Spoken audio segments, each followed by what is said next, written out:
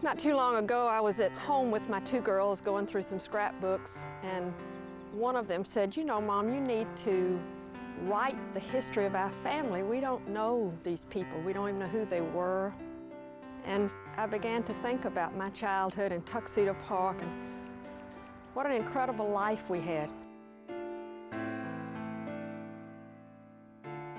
This is the story of Tuxedo Park in a bygone era of Buckhead, a small suburb north of the city of Atlanta, Georgia, 1911 to today, and of those people who created homes that have become more beautiful with the passing years.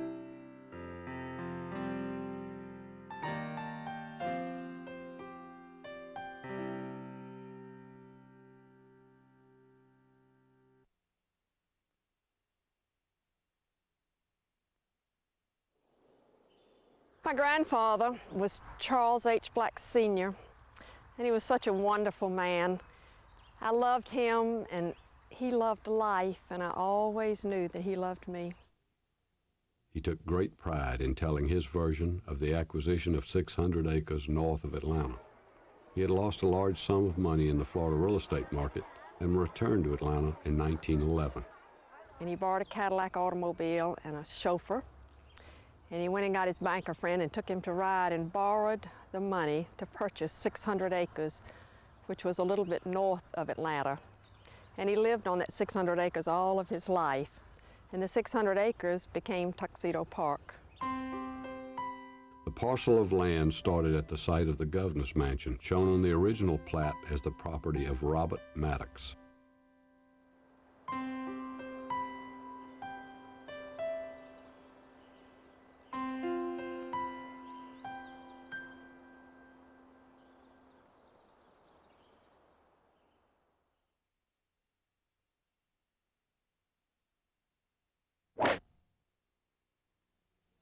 Charles Harmon Black, Jr. began his building career in 1923.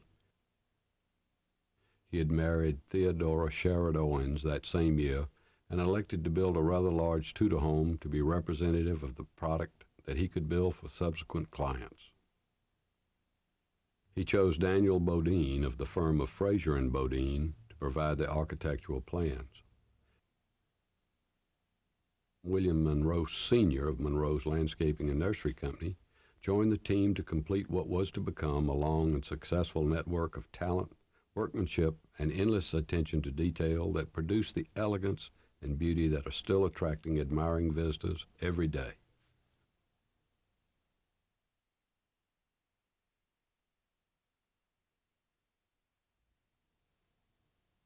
In 1928, my father built a home next door to his own home for his friend and golfing partner, Robert T. Bobby Jones, Jr., shown here with my grandfather and his wife, Nina Black. In the mid-1940s, the Jones and the Blacks became related by marriage when Bobby's daughter, Clara, married my grandfather's youngest son, William Harmon Black II. In 1939, the Jones family moved from Northside Drive to Whitehall on Tuxedo Road. This home was designed by Philip Schutze and built by Charles Black, Jr. Whitehall was selected to be the Decorator Show House in 1991.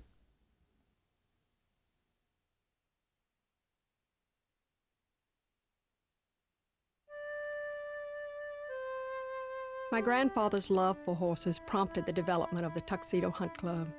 He constructed stables, a riding ring, and a clubhouse, a fashionable equestrian facility for his family and friends to enjoy their love of horses and to create a social headquarters for his prospective buyers of horses and houses. Trail rides, horse shows, and Saturday morning brunches were an important part of life for the entire family. I had friends that I rode with every Saturday morning, and one of the highlights of our whole week was to hook the ponies up to pony carts, and we would drive down Blackland Road and drive into Buckhead in the pony carts, tie the ponies up behind the grocery store, and go to the Buckhead Theater, spend the afternoon at the movies, go back, unhook the ponies, get in the buggy cart, ride back down Roswell Road, ride back down to the Tuxedo Hunt Club. Today, that is hard for anyone to believe that story, but it is true. My love for horses and white fences started at a very early age at my grandfather's Tuxedo Hunt Club.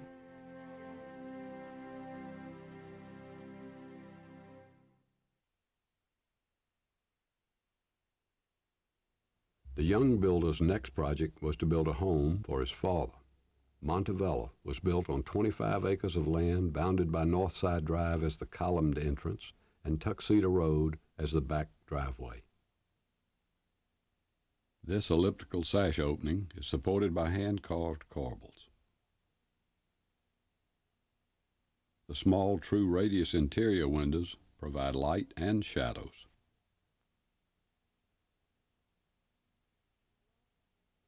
This home was destroyed by fire in the summer of 1947. Today, the entry piers on Northside Drive are all that remain of the Charles Black Sr. home.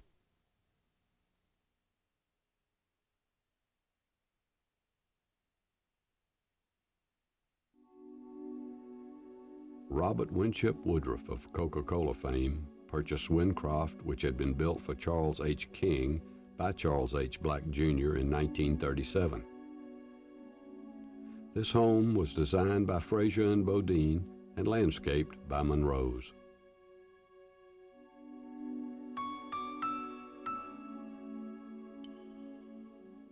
The architecture was strongly influenced by the Georgian and Greek Revival Renaissance periods.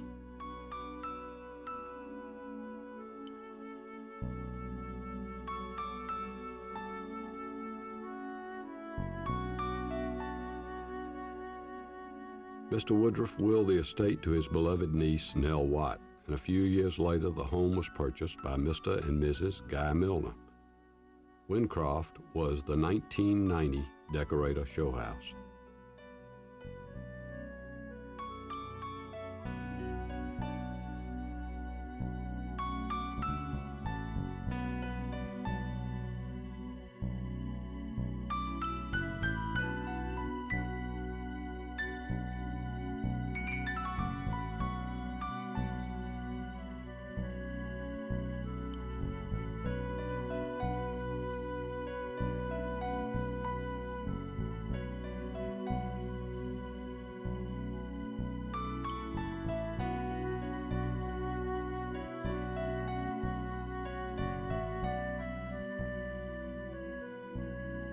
These embellishments in the cornice moldings were carved by hand.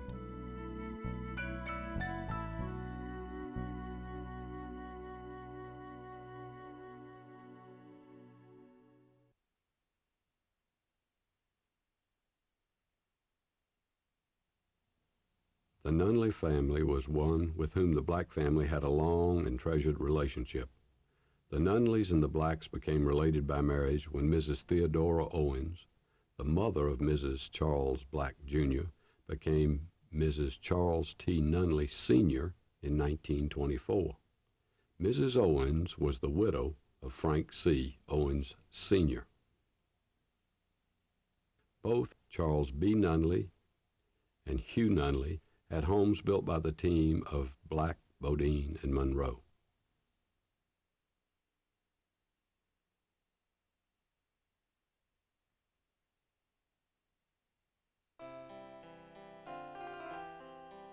The Charles B. Nunley home was built for Charles and his wife Catherine in 1933.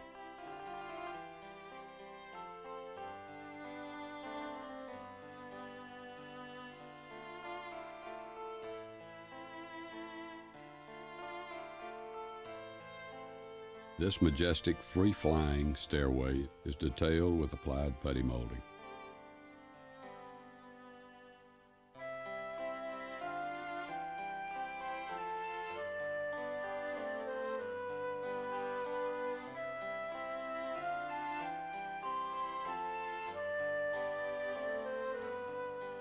The window in Catherine Nunley's art studio represents authentic Palladianism, as described by the 16th century Italian architect Andrea Palladio.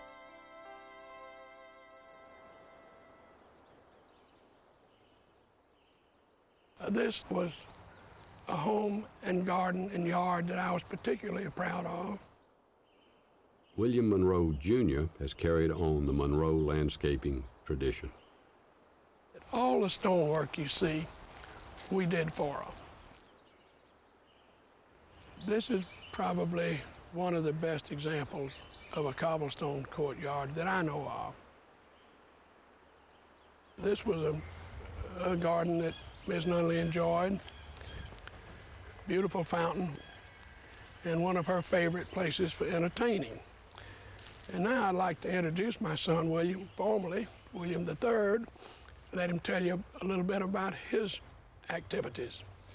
Well, this is the third straight year that I will be doing the decorator show house for the Atlanta Symphony. And this year, I'm happy to say it will be in Tuxedo Park at the Azalea House. And I've designed a little garden area that I think is quite special and quite in keeping with both my grandfather and father's design traditions, because I feel that they have started something and I'm hopefully gonna maintain the tradition. Aunt Catherine Nunley was an artist, and she had gotten tired of the dark cherry room and decided that she was going to lighten the color. And in order to do that, she painted it white, took a stippled brush, and while the paint was still wet, she would go up and down with the paint to make the wood grain marks.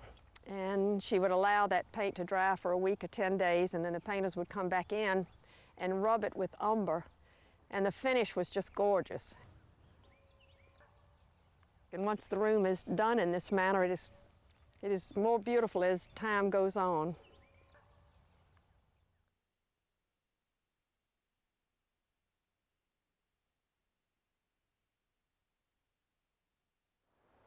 Probably the most photographed house in Atlanta, if not the country, is the Hugh Nunley House, which you will visit.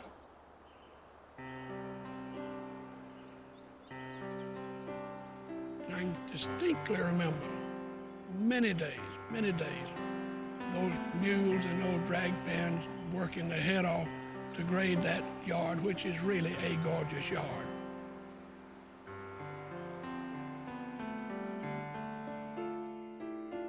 In 1937, Charles Black Jr. and Associates built a home for Hugh Nunley and his wife, Mary Lee. Charles Black Sr. was very fond of Mary Lee and delighted in offering her the pick of the lots in his Tuxedo Park.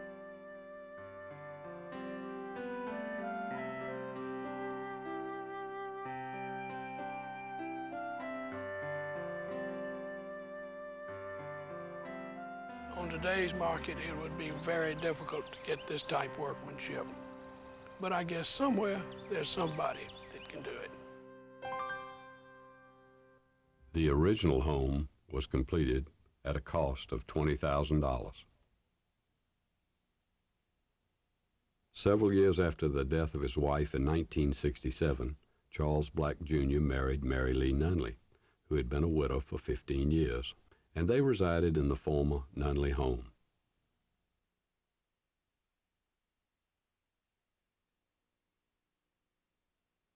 It would be almost impossible for me to really describe in words the relationship that I had with my father, but it was wonderful. And the memories today of my grandfather and my father and my Uncle Dave and Billy Black. I'm a very, very blessed person to have had the family that I have had and to have had the life that I had, and to have been brought up in Tuxedo Park was such a special, special thing in my life.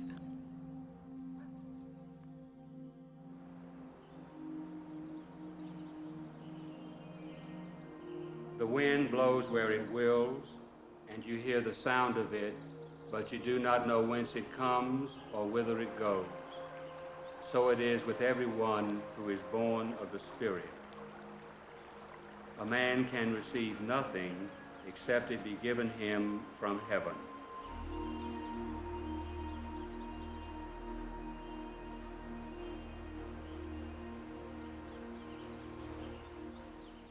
Dawn breaks and the man awakes, and a deep felt vision is seen, with a burning desire to reach ever higher, to realize his hopes and his dreams in his own time and in his own way, with passion to reach the goal. He steps toward the sun he's already won,